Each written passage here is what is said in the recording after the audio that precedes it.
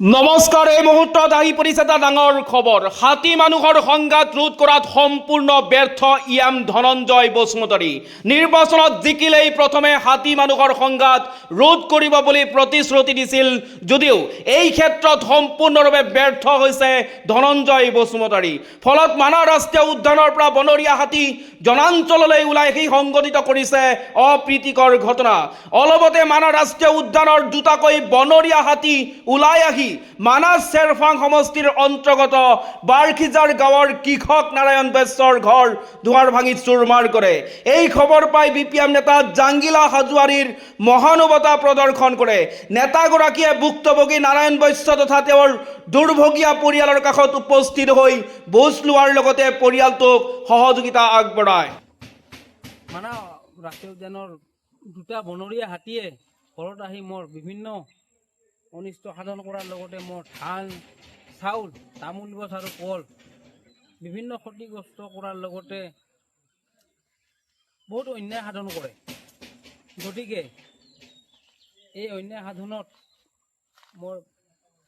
মই যিহেতু দিন হাজিৰা কৰা মানুহ, এই মানুহ হিচাপত মই বহুত দুখী হৈছোঁ। সেই মুহূৰ্তত মোৰ সমভাগী আমাৰ BPFৰে আমাৰ এই মানাহ চেৰফাং সমষ্টিৰে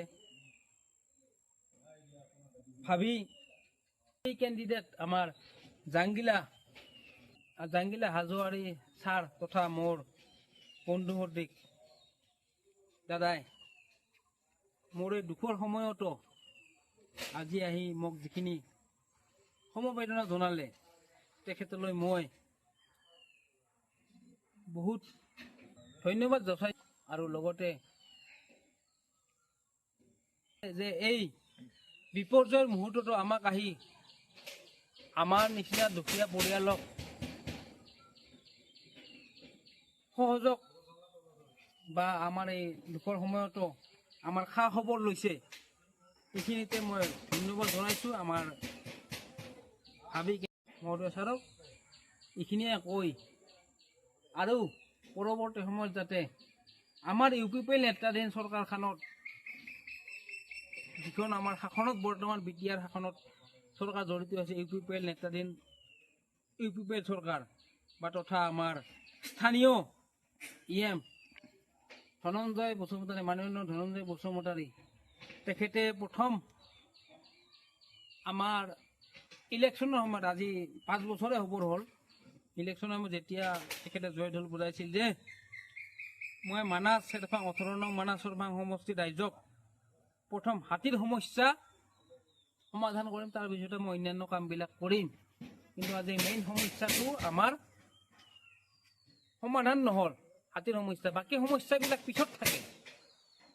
হাতীৰ সমস্যাটো তেখেতৰ 1 নম্বৰত আছিল, 2 নম্বৰত, 3 নম্বৰত, 4 নম্বৰত অন্যান্য সমস্যা আছিল।